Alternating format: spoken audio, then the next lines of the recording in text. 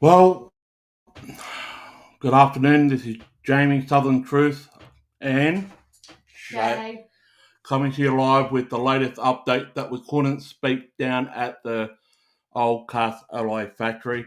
Unfortunately, the searching for the missing Beaumont children down at Castalloy comes to an end, and they came up with nothing. But however, we've got some major big stories that we are now able to talk about. But first and foremost, before I hand it over to Shay, please, if you haven't subscribed, please subscribe. Please smash that like button and share, because some of these stories that are about to be shared is going to literally blow your mind. And also, I'll give out my warning first. Southern Truth is for entertainment purposes only in regard to this case. We talk news, rumours, gossip, speculation, theories, tied in with a little bit of comedy and a whole bunch of chaos. And believe me, when you hear this stuff that's coming out right now, it is chaos. Also, everybody that has been alleged in the disappearance of the Beaumont children are innocent to proven guilty in the court of law, even though that many alleged suspects are no longer alive. And last and foremost, the opinions that we have are solely our opinions and doesn't fixate the case either one way or another. And also any opinions that may appear in the comment section or in the comment section below in the video is solely their opinion and their opinions only, and it doesn't affiliate with any opinions that I have or Shay has. And last and foremost, I have to say this: please be yourself and do not be me at home. It will literally blow your mind, and it's dangerous. Anyway. Just because you are dangerous. So... Anyway, I'm going to sit back. I'm going to hand the microphone over to Shay. She is going to tell her story, and then she's going to leave the room because she's got a lot of pain at the moment. I will be speaking what I know. Hang on. Hand that to you because you threw that at me before. Take it away. Okay, so just before I start, the pain, the last few days sitting out there with you guys so that you guys could see this has taken its toll. Knew it would, but it is what it is, and you guys needed to see this. Now, some of this is, or most of what I heard is just that hearsay. And well, hold on. Is it hearsay or you did indeed hear what was said?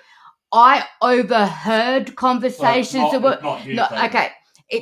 On a technicality, because they didn't actually say it to me, it is still classified as hearsay. I overheard somebody else saying it to someone else. So that's where hearsay comes in. All right. I don't think that's the right word. Hearsay. I think you're there's a word for it that if you read or hear something, but you're not using the full translation, it's a word that it's not hearsay. It's a word for it. Yeah. Anyway, back to what I was going to say. So most of it is stuff that I overheard. I will add in a couple of bits of my opinion. Is this during when you had the video on or when the camera got turned off? This was before the camera got turned off. Okay. So what I overheard was from the moment that Jamie handed me the camera, so that and I kept rolling because I was hoping they'd say something loud enough that you guys could hear it.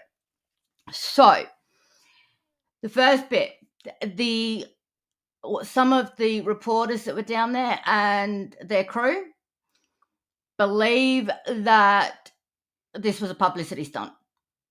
This whole thing was a PR exercise for Frank Pangello, because we are now almost 12 months away from a state election here in South Australia, and he's going to be trying to get his seat back again. He's an independent member, so he's an independent. He's not technically affiliated with the two major parties, but he has to do deals with them and stuff like that.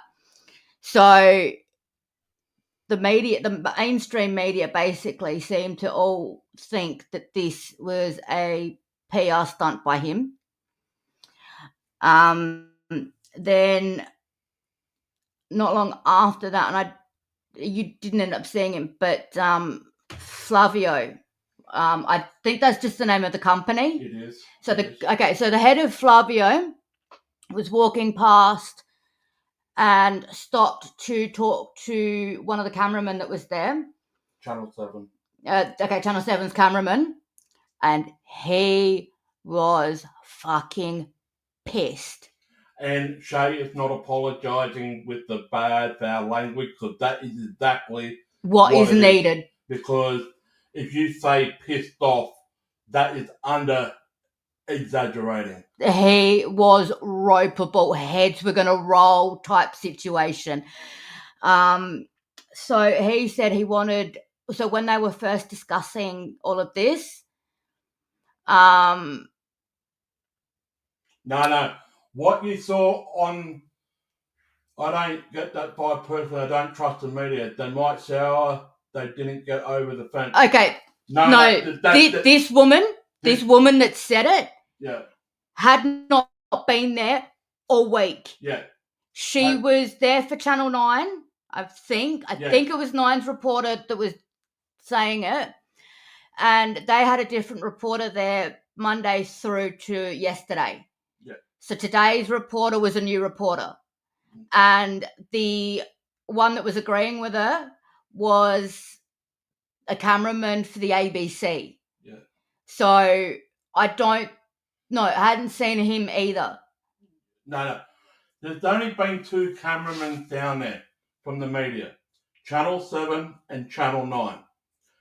However, in today's press conference, they all came like a flock of seagulls. I even got pushed aside a couple of times. But I know what I saw, because I've been down there and Shay's been down there for mostly all this week. I will say this before I hand it back to Shay. There are cracks amongst this in private dig, right? There is cracks. I'm not exaggerating. I had Stuart Mullins, who is the co-author of the books, literally almost cried on my shoulders off camera. I will tell you the story, what happened to me personally after Shay tells her story, because listen, this is no exaggeration. This is what we've seen. We couldn't film it. Because we couldn't even freaking talk about it, because there could have been a fight down there. Let me tell you this. There could have been a fist fight down there. Right? And I will tell you exactly in a few moments afterwards that Shay said there could have been a fist fight. That's no exaggeration. Tensions were high, like really high amongst those that were doing the dig. So just after the reporter said what she said to the cameraman from the ABC,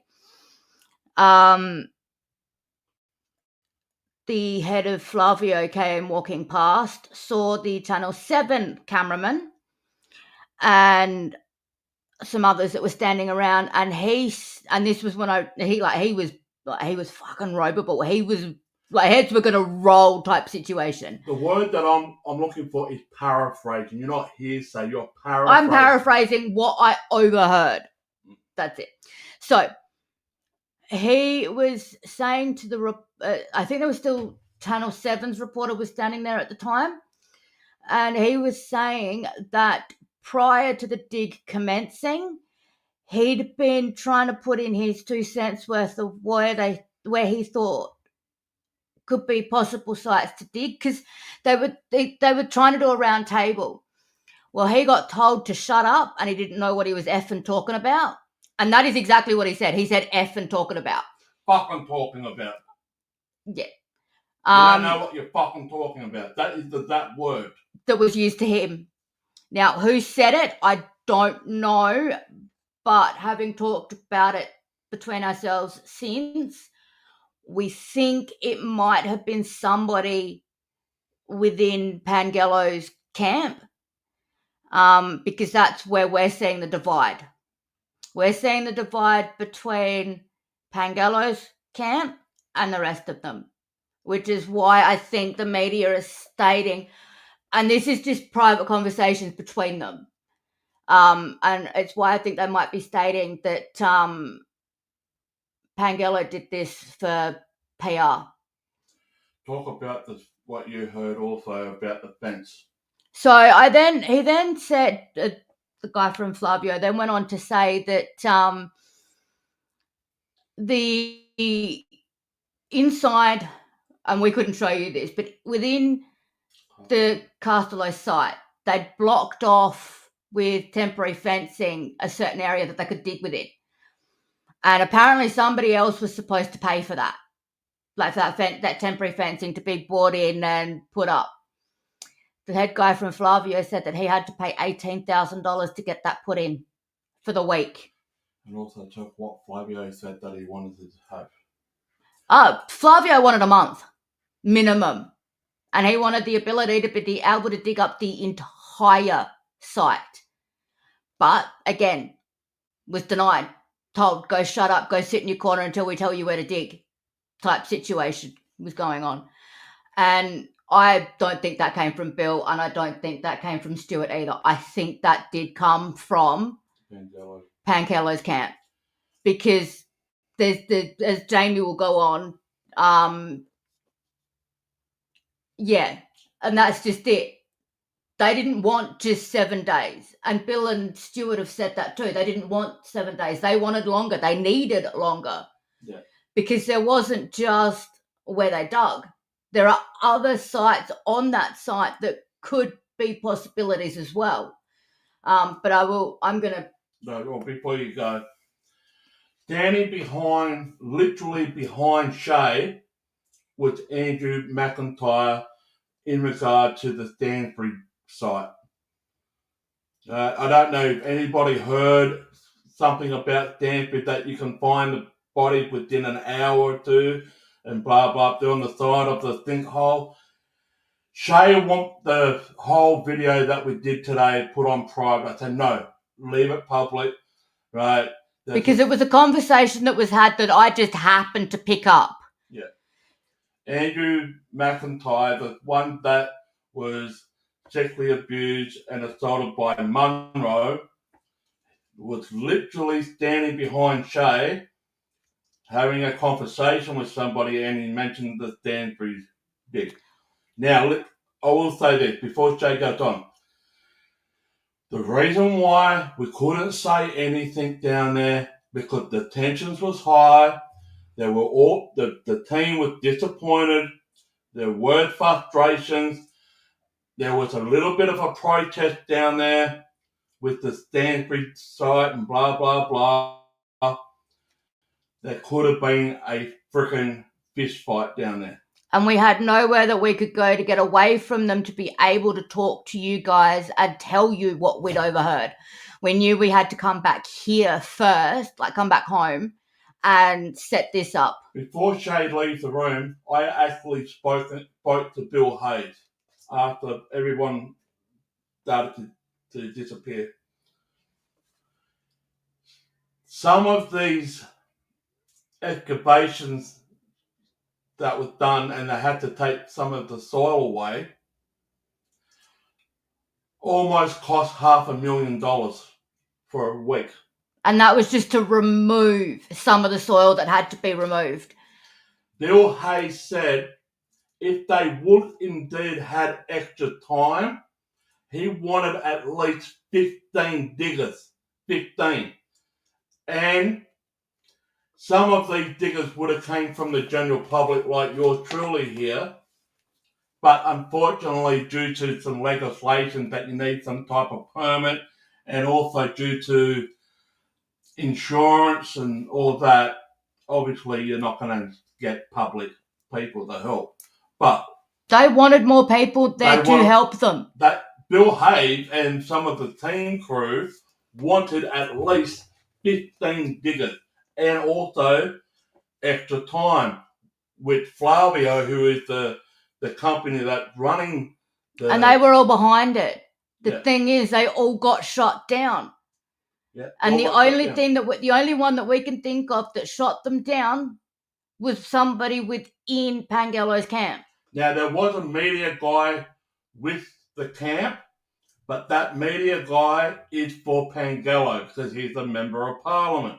And we all know member of parliament members have their person from they will have a media representative with them at all times. Yep. And sometimes this PR guy from the Pangalloy camp was shoving me away and shoving other people from the mainstream media away because most of the questions were directly to Frank. It wasn't directed to Bill, even though he has spoken. Most of the questions weren't even directed to Stuart Mullins. It was Frank. Then he passed on to Hennenberg, who was a forensics archaeologist from the university. And even he got shut down a couple of times too. So Frank Pangalloy got his PR media to be down there. So that they could control... For the whole week. Yeah, and we think it's so they could control the narrative that was coming out. And like I said, what I got to tell you is going to fucking blow your mind. But before Shay goes, I'm going to share something. Now, I've taken a photo of items that was discovered... Found in the hole. That was discovered out of one of the holes through the entire week. Don't know which holes. We don't know which hole, but it's in one of the holes, right? I believe it was the 2018. Before I say that, in the press conference, some people can't hear because there's multiple. There was a lot of traffic going past, and it was rather windy where they were. Hennenberg said, the forensic archaeologist said in the press conference, where the two boys dug the hole in 1966, in his own opinion, because they couldn't find the hole, in Hennenberg's opinion, he believes, in his opinion, that the hole got removed. And when we say remove, what we mean is it got dug back up. So it got filled in originally. Whatever was put into that hole was then dug back up and refilled. Because in the areas that they dug throughout this entire week, there was a lot of topsoil. Now, before I share the photo, I will say this. I know Shay wants to leave the room, but I've got to say this. Hennenberg also said in the press conference, when they were digging the 2018 holes up again, they went down 2 meters. They couldn't find sand. They went down 3 meters. They couldn't find sand. They went down 4 meters. they couldn't find sand. They went down to the 1966 level, they couldn't find sand. However, when they went over to the 2013 hole, They did. they found sand. The sand that they were looking for, that red-coloured sand. So somewhere along the line, I think one of the theories is that sand was moved. So Hindenburg believed that this hole that the boy dug in 1966 got removed. Some way, somehow. Basically, whatever was in there got moved, and the soil that was in there got dumped over on what would become the 2013 dig site. Yeah. But let me show you some of these artifacts before Jay goes. I've seen them, so I can go. Yeah, in a second. Aww. I know you want to go. Just... Facebook. Right. I don't know if we can blow this up, boss. Oh no, they can see that. Okay. Put it. You can go now, Shay. Alright. Shay's leaving the room. Bye guys. It's been fun. No worries. But this is some of the artifacts that were found. There's animal bones. That's off in the left. There's bottles. And in the envelope there was a docket receipt from 1966 to Castalloy factory.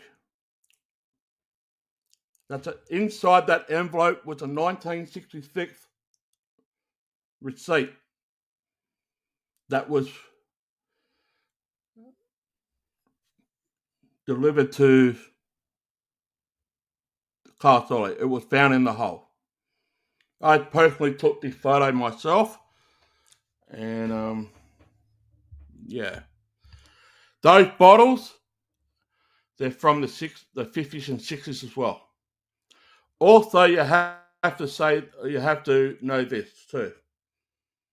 Hindenburg said this too. You will indeed find bones in the soil after a long period of time. They do not deteriorate. They do not disappear. If bones are buried under the soil, you will definitely indeed find them. And those bones from an animal, they're not human remains, they're animal, you will still find them. That's from Hindenburg. But these artifacts were discovered in one of the holes, amongst other things. This is just a few. All right, this was just a few of the artifacts. All right, I'll come back to you. Hi guys, I'm still here. So this is what I heard. After the press conference was done and after the cameras were turned off, there was another gentleman that been with me and been down there through the week as well. Asked the private diggers, the company, and Frank, and the media, not the mainstream media, but the PR media for Frank, and Hindenburg, and Bill, and Stuart Mullins. I was there. I was standing right beside him. I saw photos of an area that has never been searched on the Castalloy site, which is just left of the 2013 dig. Left of that. And apparently it's in between two furnaces, which has never been investigated or searched since the disappearance. Apparently this guy got photos.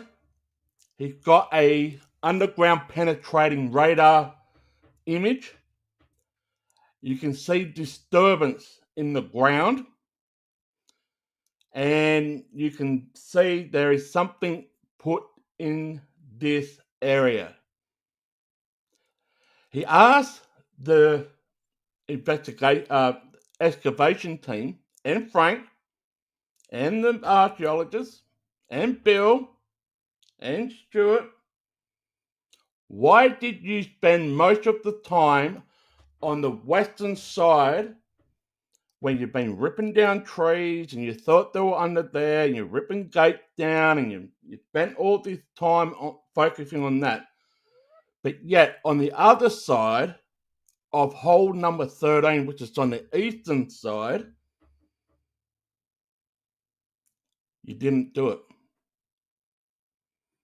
And Henneberg said that we've been down 3,000, whatever it is, and we haven't found anything. He said, hang on a minute, but you didn't go over to this area.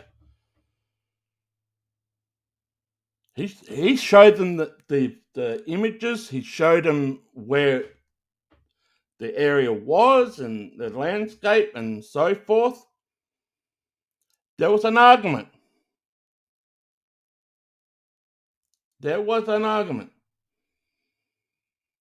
Three guys looked him straight in the eyes and walked away. Frank walked away. Flavio walked away. And there was another gentleman. I just can't remember who it was. Flavio is literally pissed off because he put his money into this. He's literally pissed off with what went down this week down at the Castalloy factory. What we are telling you is only this much what we saw and overheard. What's happened in the site office we don't know. But it's now coming out, and I would not be surprised, sooner or later, we are going to hear a lot more of the ins and outs that's been happening down at Castalloy amongst that team. Because I'm telling you, Stuart Mullins almost cried on my shoulders. Literally almost cried on my shoulder. He is devastated that they couldn't find it. Because he knows the backlash and the hate that's coming to him because they went on circumstantial evidence but came up with nothing.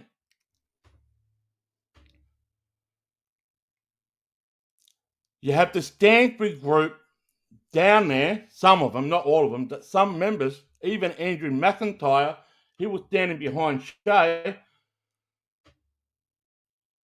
going off.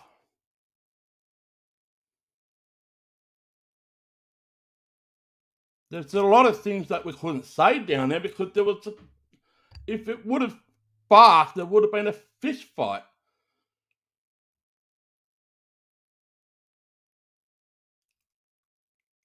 But there's an area that this guy had who knows a lot about the Castalloy factory. There's a certain area near the furnaces, showed them underground penetrating radar images, showed them where it was, but yet they got their hands tied. His advice was to hand that information to the South Australian Police. What do you think the South Australian Police are going to do? They didn't treat this dig serious because it's based on theory, according to them. But this guy's I saw the images, and I'm saying this definitely looks like something down there. Whatever it is, I don't know.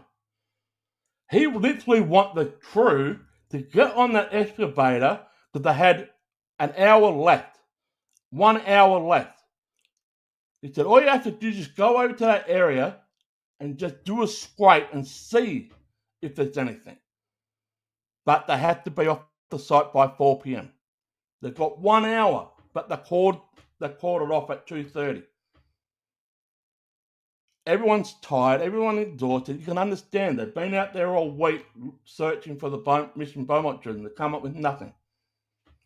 The case remains open. The focus now is on to Stanford. But Flavio, who owns the excavation team down there, he wanted a month, but he got shot down.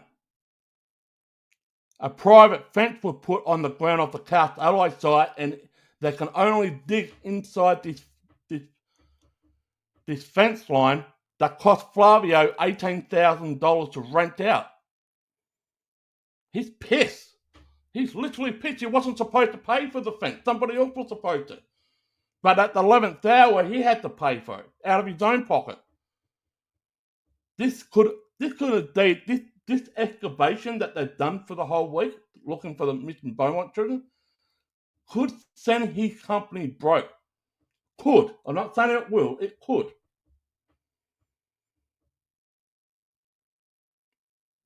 The team literally wanted to search the whole entire factory, but there's someone in there, like, I'm not saying it was Frank, but I'm speculating it could have been, telling him to sit down, shut up, you don't know what you're fucking talking about. You don't have the evidence. And you can just imagine on Monday when Frank goes back into Parliament for the first time in a week or two, how much of a grilling he's going to get from the other politicians there. He's already getting grilled by the mainstream media. He's already getting grilled by some people in the public. But can you just imagine how much of a grilling he will get in Parliament when he returns next Monday?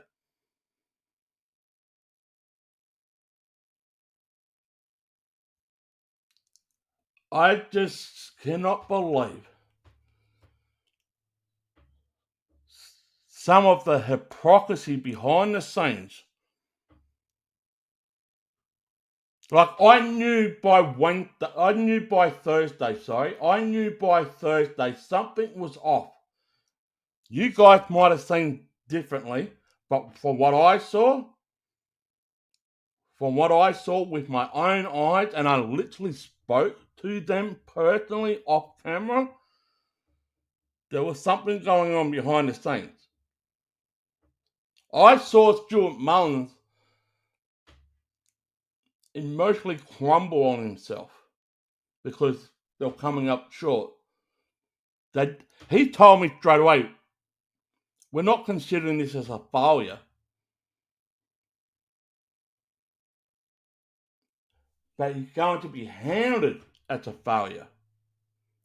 That's the difference. He knows the backlash is coming like a tsunami. He knows this. He can feel the weight of this on his. He literally wanted to cry on my shoulders, Stuart Mullins, because he knows how much effort he's been put into this. He knows how much false leads has been shared down there. Like, there's been so many people that came up with theories that you've got to dig here, you've got to dig there. And yesterday they went to site number 5, come up with nothing.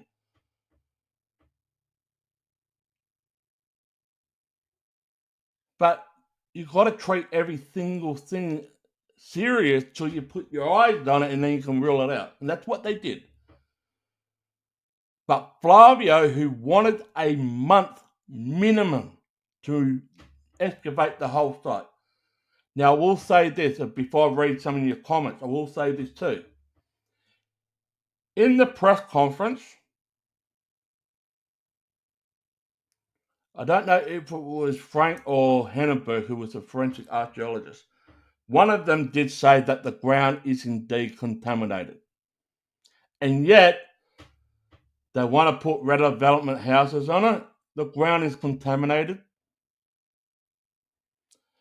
I think the general public knew long time ago that this ground was contaminated because of what the factory used to do.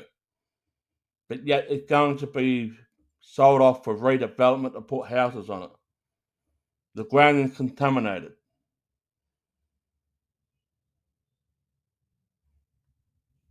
But with this evidence that came out after the press conference, that we were standing in the circle. There was me and about 8 other people standing in the circle, away from camera, away from the mainstream media.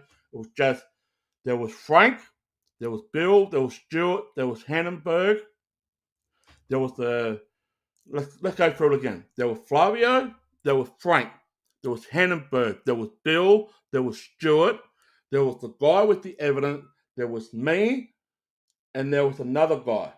There was 8 people, 9, sorry, and then the PR guy for Frank. So there was 9. There was 9 people standing in the circle. This guy had his cell phone out and he showed them images to show them where the location were, blah, blah, blah. He literally asked them, why haven't you gone over here? He said, I've got children myself and we want to find where the Beaumont children are. But you came out and said that you wanted to leave no stone unturned.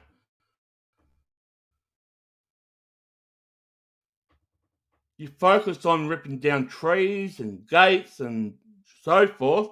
You said in the press conference that you couldn't find the soil after 5 meters, but yet this thing I'm showing you, I've got, why didn't you use underground penetrating radar?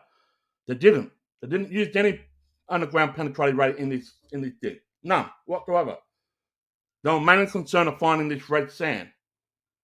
But yet Hannenberg believes, in his opinion, in the press conference, that he truly believes that the hole been removed. Been dug up and whatever was in it got removed and it got filled up again. It got removed.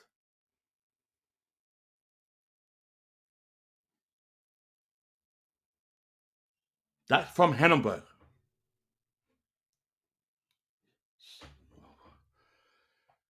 This has all come on their shoulders. The weight has literally fallen on their shoulders.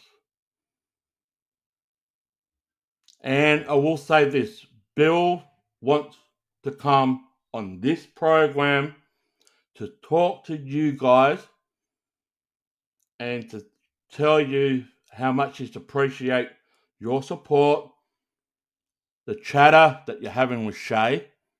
He met Shay for the first time too, Bill. You know? Stuart Mullins will come on as well with Bill. But I'm giving them time. Because I know deep down in my heart just how much backlash with that I have been receiving. But they know this is going to be more like a tsunami. Because what I had Stuart Mullins literally trying to fight back tears. It looked like he was on the verge of a nervous breakdown. That is not an exaggeration. He's trying to put on a brave face. He's trying to remain positive, but you can see it. You can literally see it. It's literally dripping off him with emotion. People may say he's exhausted. Yes, he is exhausted, but he spent his time, his research, his investigation, co-authored of 2 books, and now it just. But he's not a failure. He's not a failure. And I don't want anybody else to think. I mean, people got their own opinions. But you have to give your hat off for the effort that they put in. 10,000 tons of soil got removed in this week, trying to look for the missing Beaumont children. The crews, I'm not talking about Frank, I'm talking about the excavation crew. They wanted a month minimum to leave no stone unturned, to go inch by inch of that factory to see if they can come up with anything. but the excavation team got shut down. And it cost a shitload of money. A shitload of money. All right, let's go to your comments. M says this: it will be a lot harder for government to sell that land if the bodies are found there. Not in government best interest to give them a proper amount of time to search. Yep. And also, the ground is contaminated. So if you're going to put houses on it, I don't think you'll get the approval now. The ground's been contaminated for years, if not decades, and they want to build houses on it.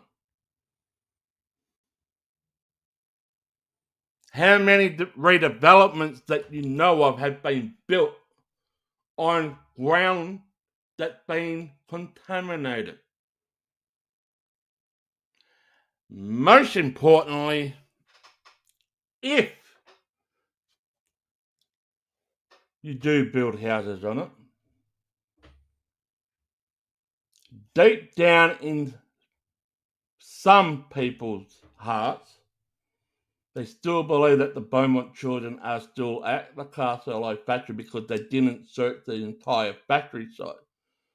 And therefore, if they build houses on it, that why would you live on a house estate, building estate, residential estate, knowing deep down that the missing Beaumont children could, not saying they are, but they could indeed be there.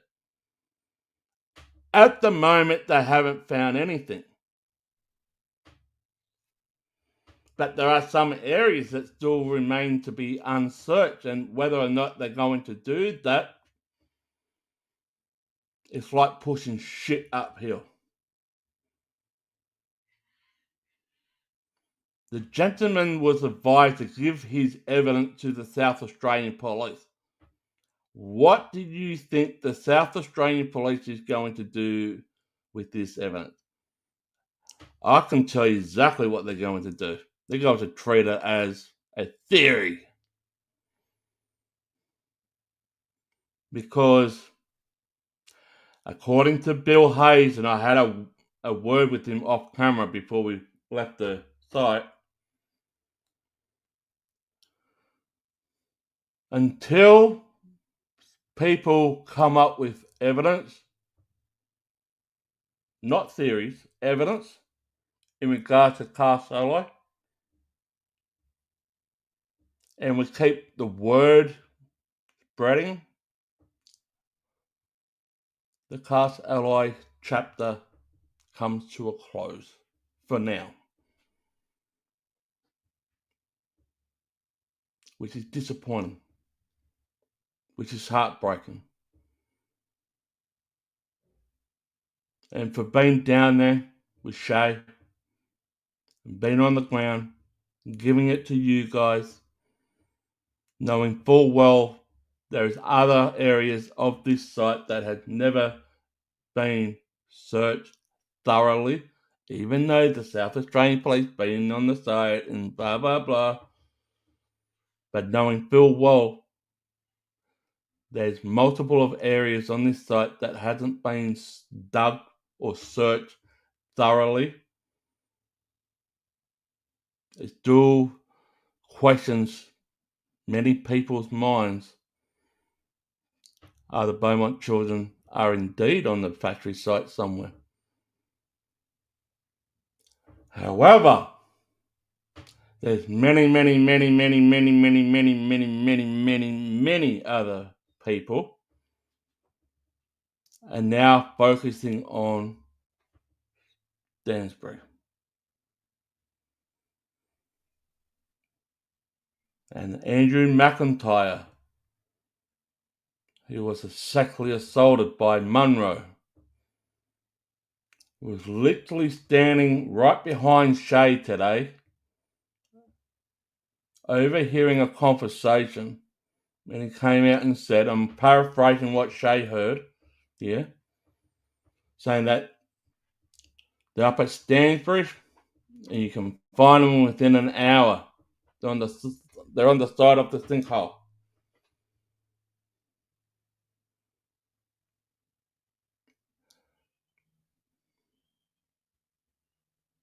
And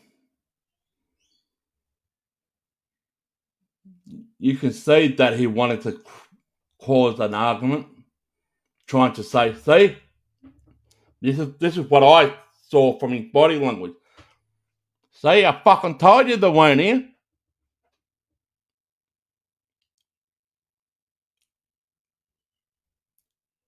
He was trying to have a word with Frank, and apparently he did. I don't know if that was for certain, but apparently he did talk to Frank Pangallo.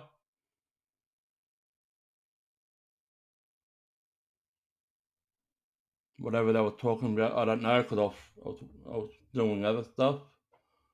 But apparently Shay said that he did talk to Frank Pangallo. Bill and Jewett won't talk to him.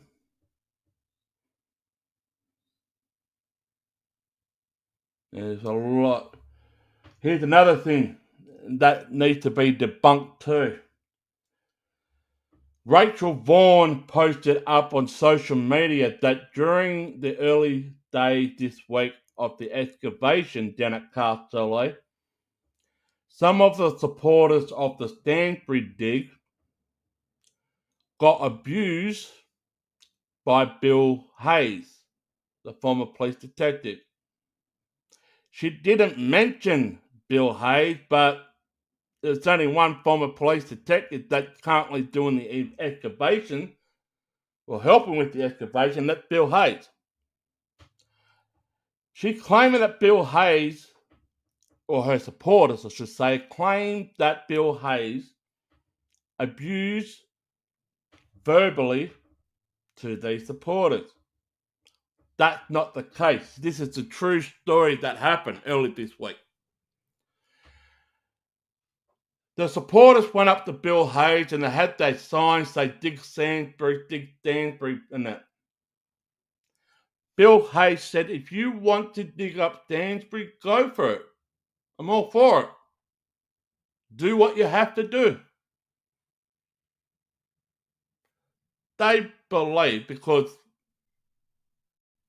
Bill said that, they got a cold shoulder from Bill, which is not true, that Bill verbally abused them. And Rachel Vaughan posted this on social media earlier this week. It's not true. Yes, the supporters spoke to Bill. Yes, Bill gave them an answer. But because they didn't like the answer, they accused Bill of verbally abusing him.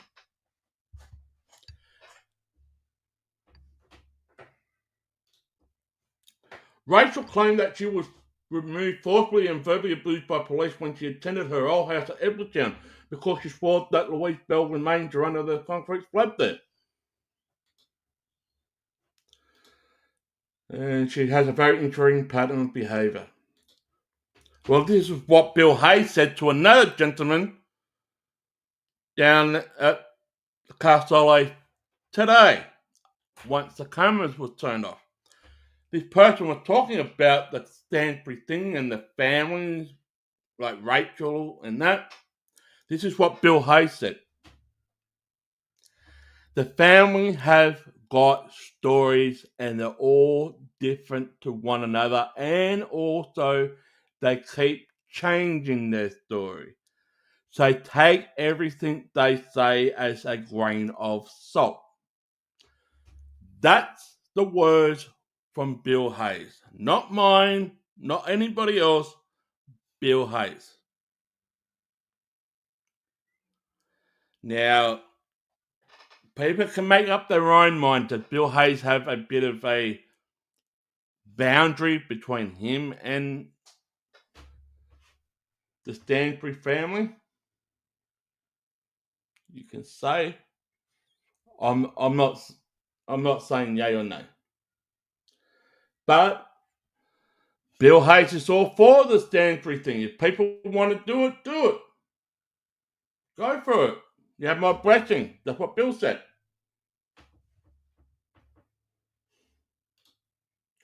The New Edwardtown were digging up the backyard at the time. Or the new owners, that's it. Yep, if you haven't watched her testimony, I think you should. I have. I've watched Andrew's, McIntyre, and Rachel's Vaughan testimony.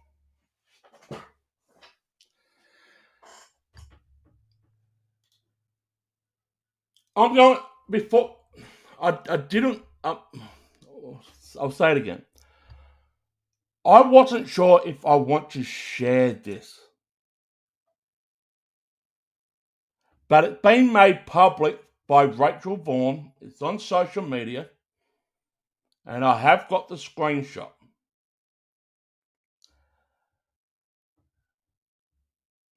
It got to do with the final will of Alan Max McIntyre, which is the father of Rachel and Andrew and the other siblings. I've got the final will.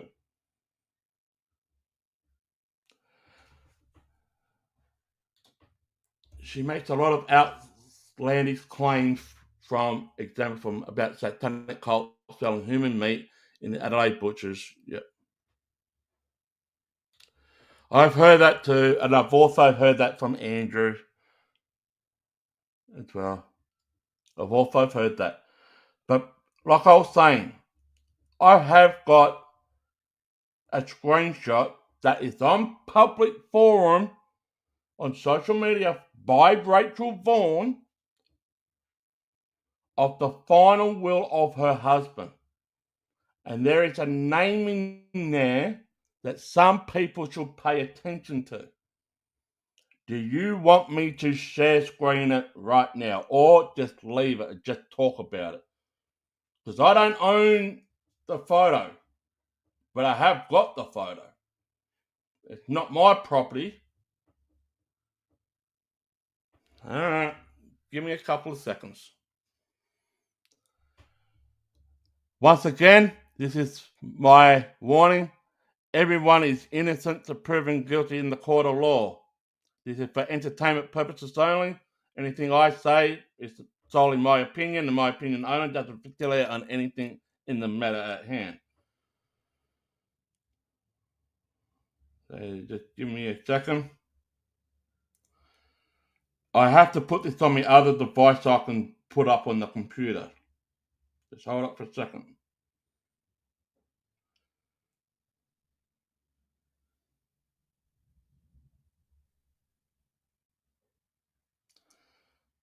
I believe if it's on public forum, you can share it anyway. But anyway, give me a couple of seconds.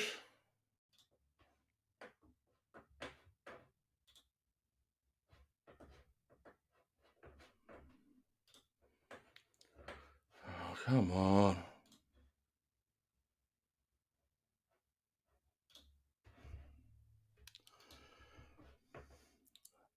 I wish I can, if I can zoom in, just give me a second. I'll need Shay to help me with the controls here for a sec. Because I need to zoom in. So you guys can see it. I've got it here.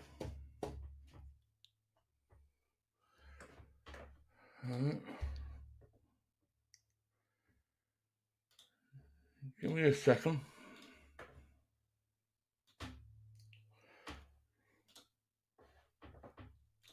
I'm talking to Shay. She's in the other room.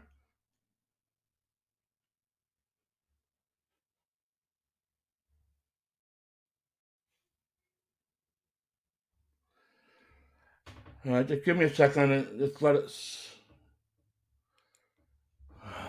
It's going to come up. There he is. I need to zoom it in.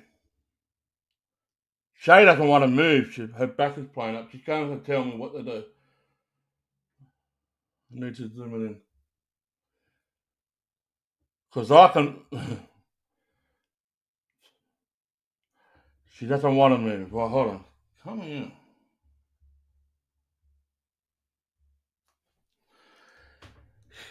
Tell me if you can actually see it.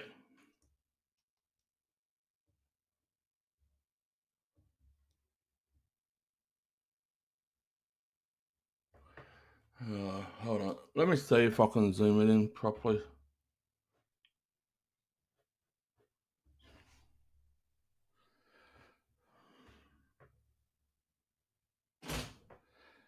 There you come, Shay.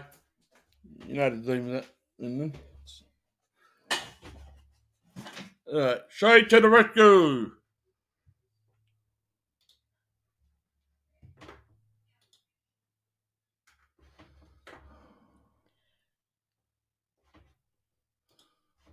I don't want to. Just zoom that. Hang on. Oh, you got the wrong one. That's what it brought up. You can't do it from the computer. I need to share this. Yeah, that's literally all I can get them. I'm sorry, I Alright. can't. You can't zoom it. It's a pain in the butt. No, I can't zoom it. It's Unless what's someone meant else to be. knows how to do it through an Apple. Alright, so I'll read it out by my phone. Right? I've got it on my phone. This is what it says. Alright. What you're seeing right now, this is the last will and testament of Alan Maxwell McIntyre, who is the father of Andrew and Rachel Vaughan and a few others. Right? So this is the last will and testimony of Alan Maxwell McIntyre of Lot 195 Cutline Road, Stanbury, in the state of South Australia. Retired senior technician. 1. I remove all formal wills, consulis,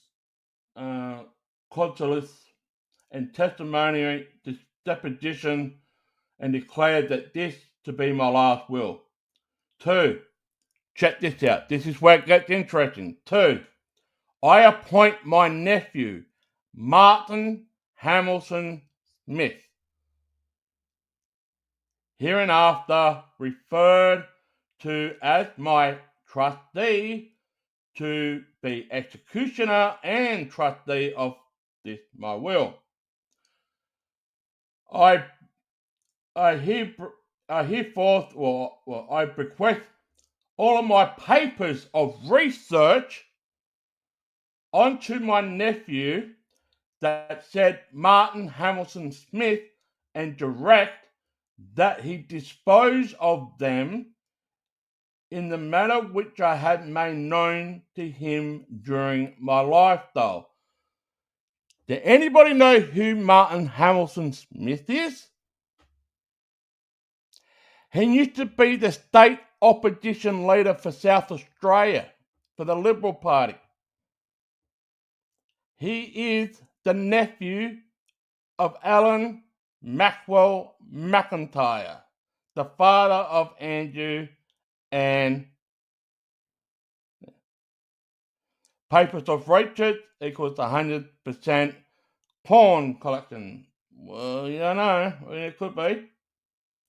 I give the vice and request the rest of my residues of my estate after payment thereof of my just debts, funeral and testimonial expenses onto my trustee upon trust, for which of them my children, Daniel James McIntyre and Simone McIntyre, which are his children also, they're the ones that currently own Stanbury, and shall survive me, and if more than one is equal shares, absolutely.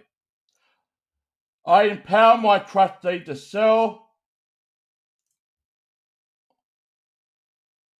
My trustee to sell, call in, and convert into money all such parts of my estate and shall not consist of money, and I further empower my trustee to postpone such sale, calling in, and conversion for such period of time as my trustee is my trustee's absolute and uncontrolled in declaration shall think.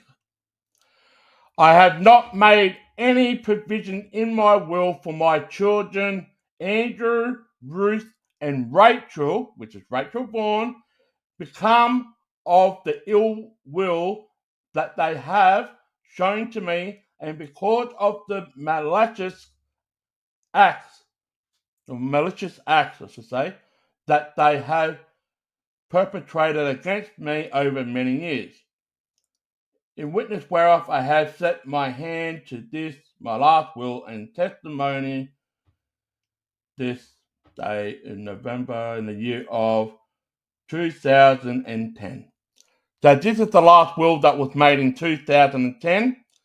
He took Andrew, Ruth, and Rachel, which is the other siblings, off the will and gave all power to Daniel and Simone to own the property up at Stanbury. I wouldn't want my kids to inherit my porn collection. Martin Hamilton Smith, who is the nephew of Alan Maxwell McIntyre. Martin Hamilton Smith used to be the state opposition leader for the Liberal Party here in South Australia. What happened to these papers? Why did he have to dispose them? Or get rid of them? Why? Oh, because it's in the will. But why did he have the privilege to have these papers of research?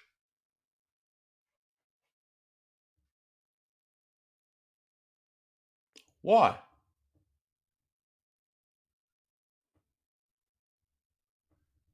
You make your own opinion.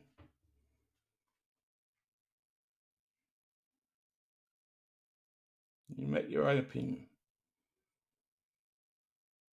But the focus should be on trying to solve this case.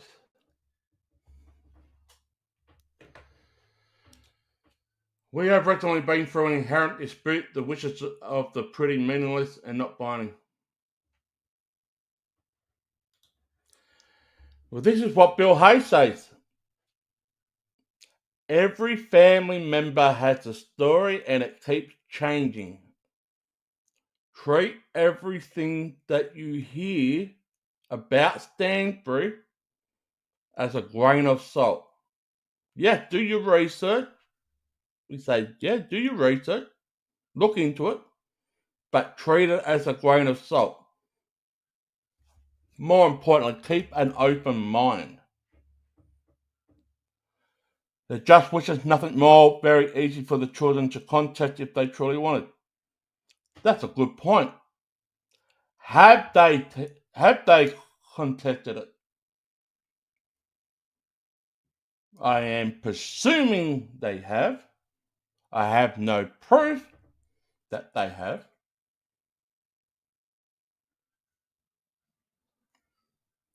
Andrew McIntyre, the son, he's been told he's not allowed to go up to Sainsbury. Why?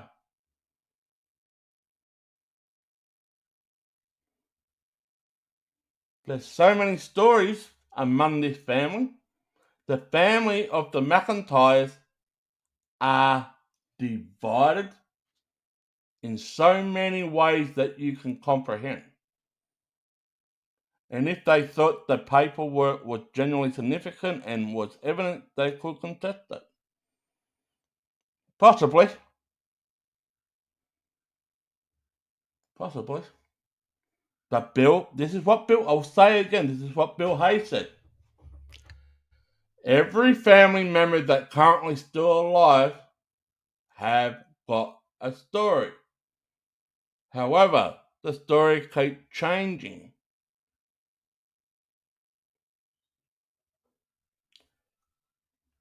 Take it as a grain of salt. That's his advice.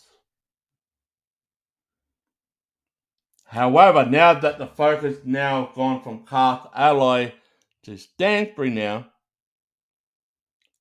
I've got to refresh my memory because I've got Dansbury stuff here too. I've got to read through some stuff to refresh myself. And then we are going to talk about Dansbury. We are going to talk about Munro and McIntyre. However, when I do talk about it, I don't want to try and put anyone into harm's way. I don't want anybody to say if they get arrested or not. I don't want that. The father is no longer alive. Munro is serving a prison sentence for sexually abusing Andrew McIntyre. He's out near Mount Gambier in prison. He's still alive.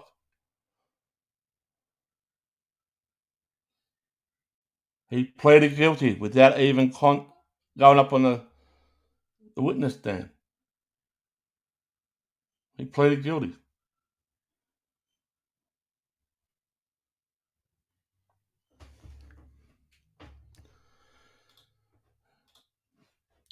The only way Andrew would be prevented from going to the Stanford property is via an intervention order. That's where I was saying, I was going there, but I didn't say it. He said he's got an intervention order put on him. He certainly does. I believe Rachel and Ruth also got an intervention order put on them because they were taken off the will. They weren't given any permission. So there is an intervention. I know Andrew's got an intervention order put on him. He told me. Face to face.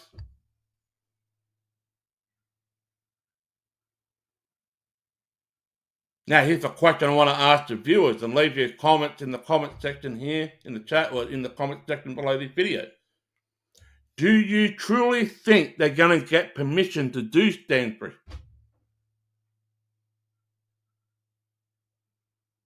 Despite those celebrity status that Cozzy has got, despite that he wants to privately fund this dig also, like what happened down at Castalloy, but because of the seriousness behind the scenes up at Stansbury, the seriousness, the police know about it, but they really haven't done. They know about it. Right? Do you think they're going to get the permission to search the well up at Stansbury? Yes or no? Leave your comments in the comments here right now. Press 1 if you do, press 2 if you don't, or press 3 if you do not know. Will they get the permission to dig for the very first time on the Stansbury property? Press 1 if you do, press 2 if you don't, or 3 if you think. I see a 2.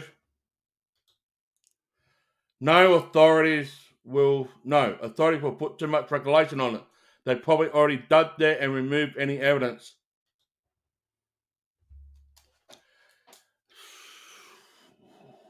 Yeah, I don't know.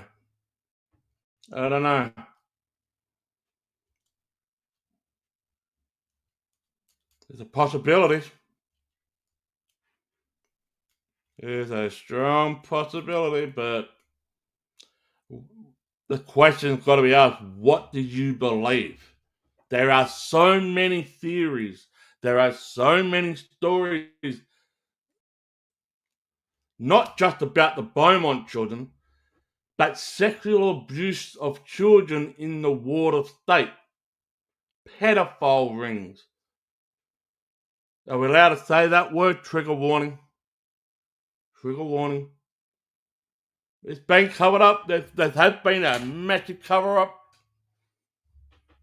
Hey, just have a look what's happened overseas. Epstein. PDF file. That's what we use now. Thanks for the code word. PDF file.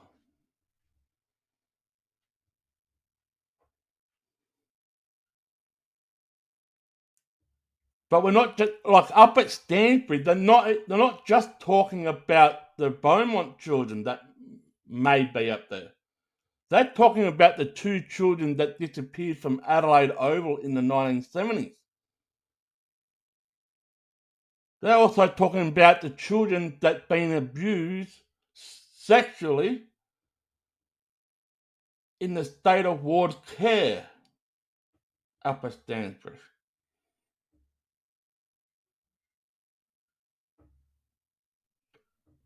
However, Cotty wants to do the private dig up there. Me personally, this is my opinion, and my opinion only. I truly believe there's going to be far too many roadblocks for Cotty to even put 1 foot on that land. 1 foot. And if we do get the green light, there'll be a condition. Even though it will be a private funded dig, but there'll be a condition if he does get the green light. I can guarantee you this, because of the status that Cotty has in the celebrity, because he does a show on Channel 7, South Aussie with Cotty, this will be the condition. There will indeed be police on that ground. 1000%. Because of what Cotty does and what his status is and what the work he does. He's pretty well known here in South Australia. Well known. I can guarantee you 1000%, if he gets the freaking green light to do the Stanford dig, he will want police on that ground with him. Because of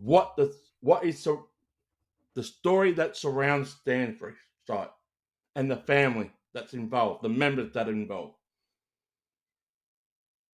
I guarantee you this, he will want the South Australian police to be there.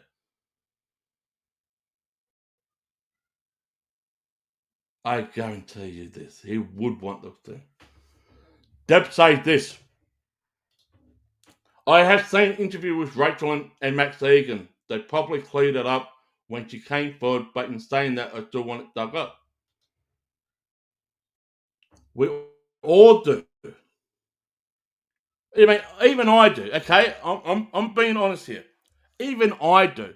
Even though Shay and I was down at Castalloy, the only reason why I want to get it done is so if the Beaumont children are there, or if anybody else is there, at least they can have proper closure.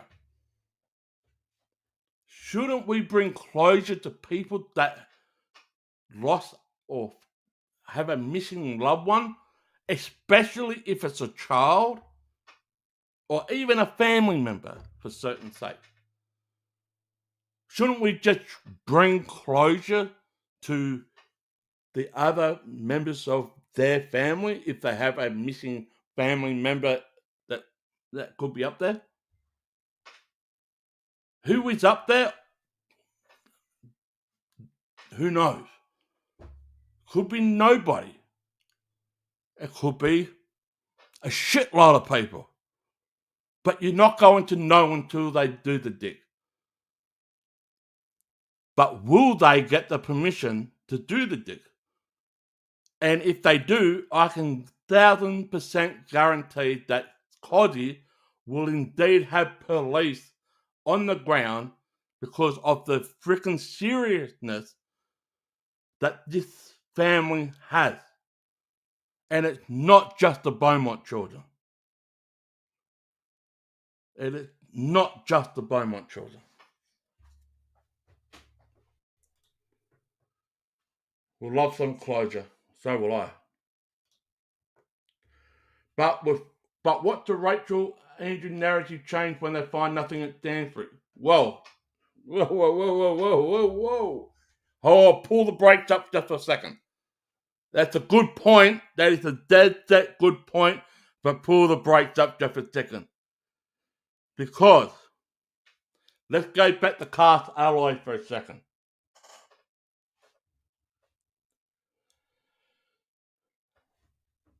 Will many people accept the fact now that the children are not at Castalloy, even though the whole entire factory site wasn't excavated this time? Press 1 if you think yes, press 2 if you think no. If you think that people who supported Castalloy, would they accept the fact that the children are not there? Press 1 if you think yes, press 2 if you think no. Even though they didn't excavate the entire Castalloy factory. The chapter is closed for now of Castalloy. That chapter is closed. Bill Hayes told me that himself personally. For now. The case remains open to find the missing Beaumont children. The case still remains open. But press 1 if you think that the supporters of Castalloy will accept the fact now that they're no longer doing anything. Press 1 if you think they accept the fact. Press 2 if you do not accept the fact because they didn't search the entire area. 1, but with the possibility that the remains may have been moved in the 80s. There you go. I think the portal was accepted but may move to different theories. I think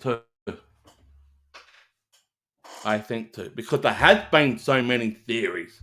Look over here. Look over there. Look up there. Look down there. Which way and every way and all the highways. Now let's go to Stansbury. Will people accept the fact if the Beaumont children are not there?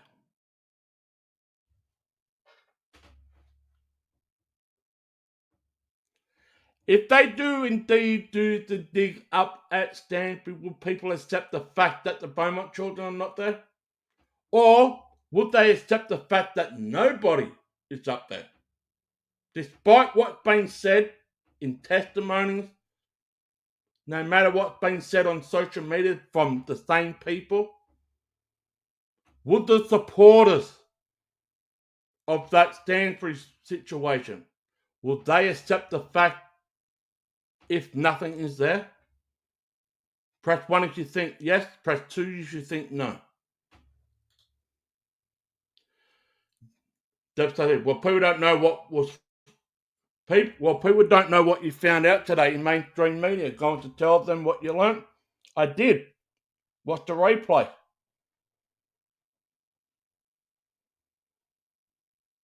I just did tell you what I learned in the mainstream media.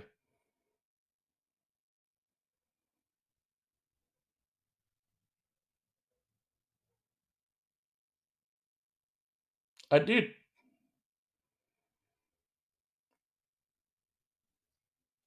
They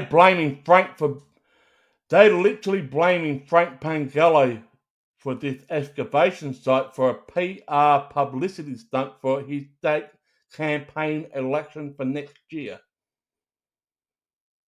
That's what the mainstream media is trying to come out and say to him. And Frank responded in the press conference, well, I don't see them getting off their asses and doing anything. That's what Frank said in the press conference. You probably guys didn't hear it, but I certainly did. Clear as day. He was criticised that this was a publicity stunt for his state election campaign for next year. So he can get his supporters on his side. The mainstream media has also been false reporting in articles. This is Channel 7, claiming that Harry Phipps owned the property up at Stanford. Harry Phipps doesn't own the property up at Stanford. So why did Channel 7 mention Harry Phipps' name several times, saying that he owns the property up at Stanford? That's misinformation, false information. He doesn't.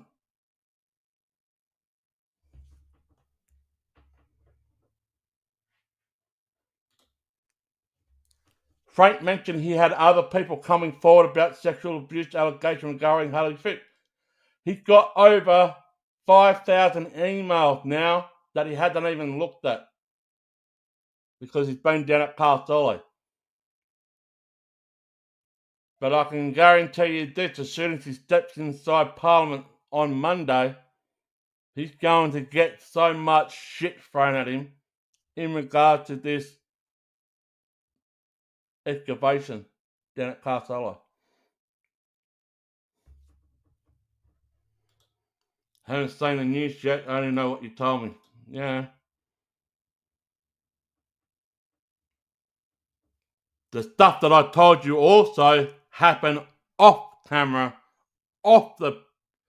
away from the mainstream media. There was almost a fucking fist fight down there.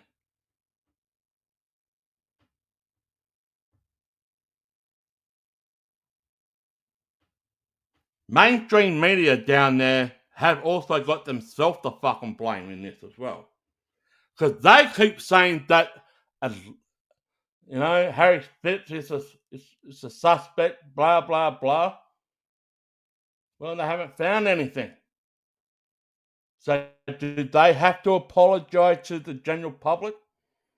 I said he's been alleged. There's no fact that he did it. I said he's been alleged. That's how you report it. Don't come out and claim that he's indeed a suspect without using the word alleged. It's false reporting. He hasn't been charged of anything. He's been looked upon, but it doesn't make him a suspect under circumstantial evidence.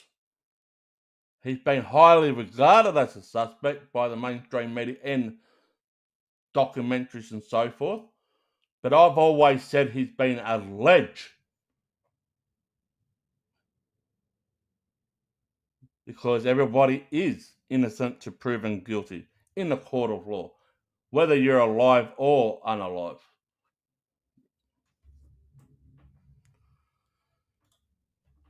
There are some Stanford supporters who only know about the surface level claim. That's the thing. There's a lot of bandwagon supporters on either side of the fence.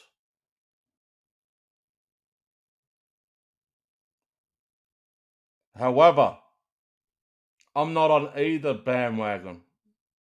I said this to Andrew to his face. I was talking to him. He said to me 2 days ago when we did have a talk. What is your involvement with the Beaumont children? That's what he said. What's your involvement with the Beaumont children?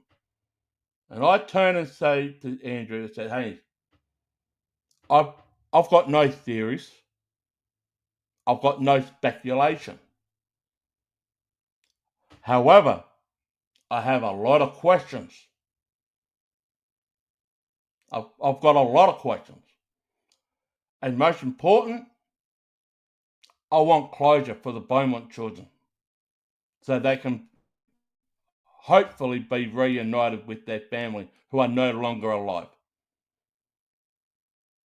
Whoever done this, and I said this to Andrew, I said, whoever done this, they need to be held responsible. And he just turned around, I know who's responsible. And I said, yeah, I know you do. I've heard your testimony. I've heard Rachel's testimony. I've done a bit of research myself. And I'm not holding nothing against you. Andrew told me, all right, we're on the Stanford thing now. Well, let me read the comments and I'll talk about the Stanford thing. Frank is probably also getting all the crazy coming out of the woodworks. Probably. I think Frank went too far when he claimed about the family link revelation about Harry Phipps' niece. Mate, it's Adelaide.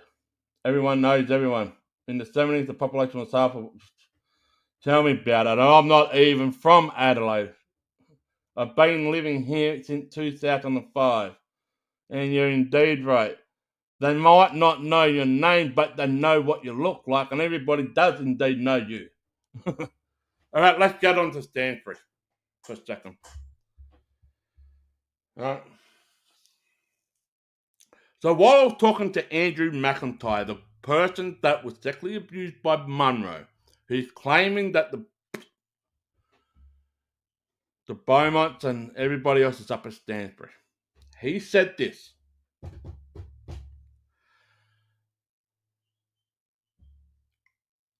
There was at least 5 other people in the car that drove from Glenelg back to Edwardstown with the children in the boot of the car, so to speak. I'm paraphrasing. So I said to Andrew, who drove the vehicle back to Edwardstown? He thinks he's not for certain. Now, these other people were invited to go down to Glenelg Beach on the day of the disappearance. There was Andrew, there was McIntyre, there was McIntyre, the father, and Munro. Andrew was not invited to go this time, but other children were. Right? Other children were invited to go down there. But previously, Andrew was invited to go down to Glenelg. But on this day of the disappearance of the Beaumont children, he was told no. That he wasn't. But he saw the car coming back, but he doesn't remember who drove the car back. But in his own opinion, now check this out. This is why you gotta be very careful when they talk about Stansbury. Because he's already put Munro into prison for sexually abusing him, right? Due to his evidence. But when it comes to this car situation, driving back with the Beaumont children to Edwardstown, he is claiming, he's got no proof of this, he told me this. His honest opinion, he thinks Munro, the person that sexually abused him, drove the vehicle. But he's got no proof. He said that. He's got no proof that it was indeed Munro. But he's assuming it was. And I said, okay. So they went back to Edwardstown. How did the Beaumont children's bodies ended up at Stanford? And apparently there was 2 weeks after the disappearance, they hooked up the boat and put the boat up to Stanford and put them in the sinkhole. Now you can believe that all you want, but you've got to be careful here because there can be some holes in some of these testimonies. I'm not saying there is, but there could be some holes in the testimony coming from Andrew himself. 2 weeks after the Beaumont children disappeared, apparently McIntyre, Munro, and a few others took the boat up to Stanford. Their boat, because they used to be fishermen. And they're supposed to be going on a fishing trip. But they went up to Stanford and put the children in the well, up there, in the sinkhole. 2 weeks after. Do you believe that? Now, this is where the similarity stories of Castalloy and Stanford comes into play. Remember, if you hear the story about the Castalloy about Harry Phipps, apparently 3 days after the disappearance, he got 2 boys to dig a grave-sized hole at the Castalloy factory. But if you look on the Stanbury side of the story, the car was driven back to Edwardstown, and then 2 weeks later, they got the boat and they took it up to Stanbury. It's similar in some ways, but can you see? It's like some people. I'm not saying myself. There are some people out in the society think this is a competition, trying to bring out the story against the other story. Which one outweighs the other, so to speak? You got one side of the story, which is Stanbury saying it's about sexual crime. He's indeed a convicted pedophile. There's a state ward sex crimes, blah, blah, blah. Right? Then you got the other side of the story saying that this guy was never been a convicted pedophile, right? PDFO, but he had a sexual fetish of satin silk and used to get sexually aroused every time someone near him or himself wears silk satin. Therefore, he was known as the Satin Man. And yet, 3 days after the disappearance, he supposedly got 2 young boys to dig a grave-sized hole. Remember, he also suspectedly or alleged to drive his car from his house at Glenelg to a site called Castalloy, which is about a 10 to 15 minute drive from Glenelg, depends on traffic.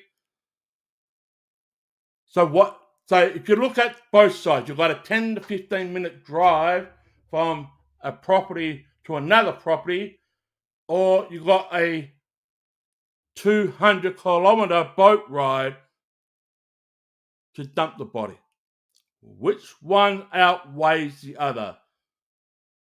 There are people in the society trying to make this a form of competition because of the story of the missing of the Beaumont children.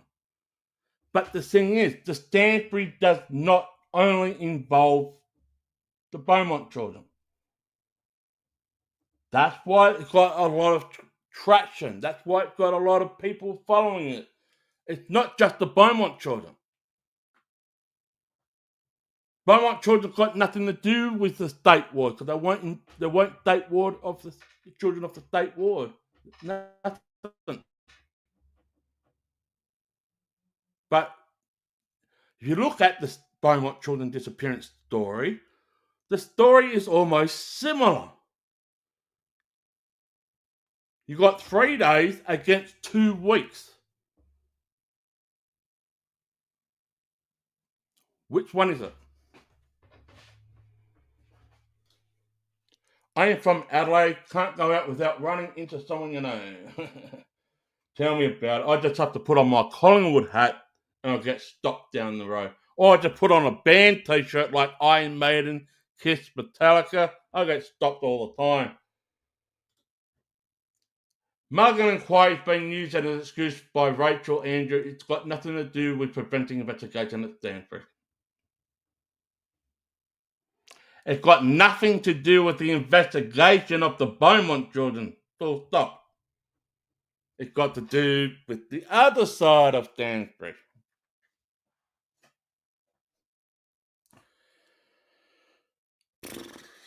And, people can believe what they want.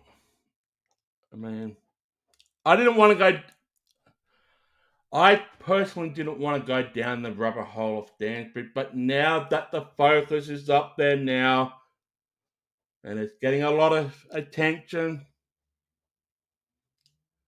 you have to look at it and treat it with open eyes, an open mind, with a little bit of a pinch of salt. Because what do you believe? People have their own belief system. I want the children to be found. I want them to be brought to closure. Matter of fact, I want all cases to be solved to bring closure to missing loved ones, missing family members. But at the same token, I do not want the fucking bullshit that's in between it all. And unfortunately, where there is bullshit, there is circus shit. You got clown, jugglers, acrobats, you name it. And it becomes a fucking clown show. And I would not be surprised if it turns into a fucking clown show.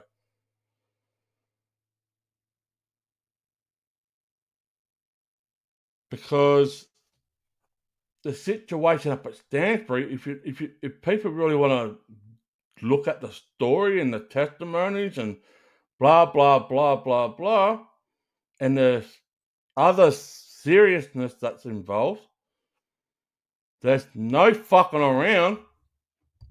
You just can't do a private dig. You will definitely indeed need police there. 1000%. Now, will the police be there? They have to. For the status of Koji, they have to be there. Otherwise, just going to be a complete it's just going to be a complete drama zone. It's going to be drama, drama, drama, drama, drama. And that's not what you want. You're there to find missing people, missing children.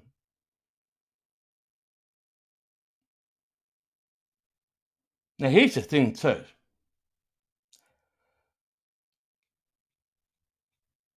And this goes for the other surviving members of the Harry Fitz family.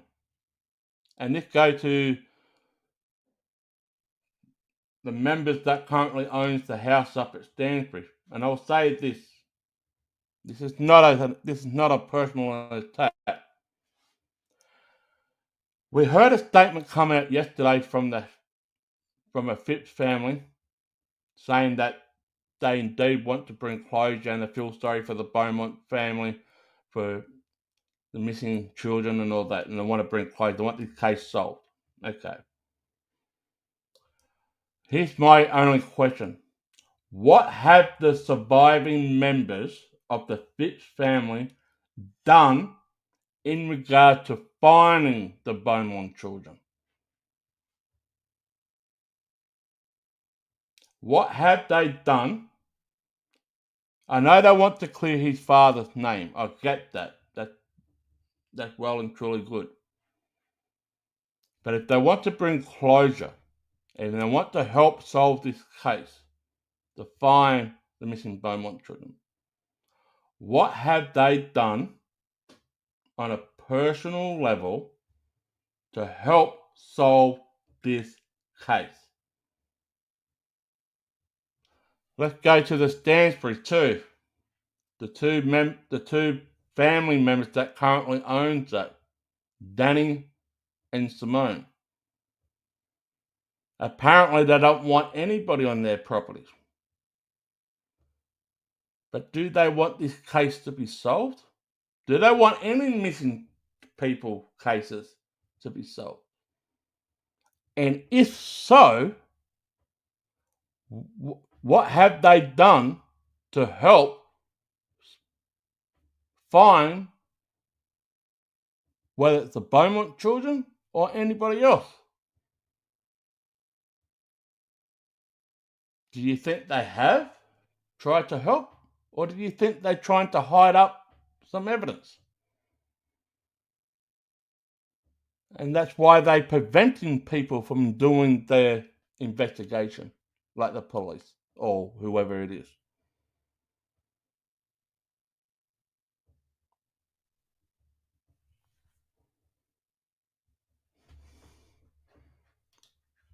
No, not at all. Even if the kids in state care about it, then it's got nothing to do with the inquiry. The inquiry only stopped me from reporting about it. Yep. But like I said, Andrew said this Stanford thing, whole bizarre thing, got nothing to do with the Beaumont children. And now Cosy wants to do a private dig on Stanford to find the missing Beaumont children. Even though he did say this too, and we'll say what Cosy say. Are they going to find anybody? Well, are they going to find things? Probably not. But at least give it a crack. That's what those guys down at Castalloy did. However, many people are still saying that they should have done the whole entire factory. So, are they going to say the same thing up at Stanford? There's nothing down in this sinkhole? Or we've got to look at the entire side of Stanford? I will say so. I will say so. I will say so. Blokes at Castalloy had been doing over a decade of research. And longer. And I tip my hat off to them. Both Stuart Mullins and Bill Hayes will be on this show in the future. I'm giving them time to recover, to come down from all of this situation that happened at Castalloy just recently. And I've got Bill's number and I've got Stuart's number. I've got both of them, but I'm giving them space. I'm giving them time to recover, and they will all come on this. Bill said, here's my number. I'll come on your show. And I said, all right, I'll come on. Yeah, because he comes in after 5 minutes of research. Yeah. Because many people was focusing on Castalloy without just expanding the territory of the case, you know what I mean? Because does he know this? Derek Percy was down at Glenelg at the time of the missing Beaumont children. And he was highly suspected at one point in time of taking the Beaumont children. Came up with nothing. Von Enham had been considered as a suspect at one point in time too. He's still alive, he's in prison. But it came up with nothing. Stanley Brown, who's been highly suspected to be the person that took the two children from Adelaide over, but he was also alleged to be down at Glenelg on the day of the disappearance of the Beaumont children. You got Maxwell McIntyre, you got Anthony Munro, you got Harry Phipps. You got about 8 or 9 different people who've been alleged to have taken the missing Beaumont children. You got 8 or 9. Who was it? And if everybody talking about the PDF file ring, did they have connection outside their own state?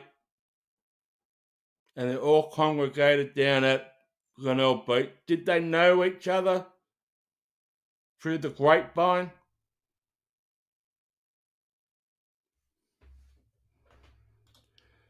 Can't wait to see them on your show and still want to buy a copy of the book to support them. Yeah. I'm going to give them time. It's Adelaide, probably half a state at Glenelg Beach.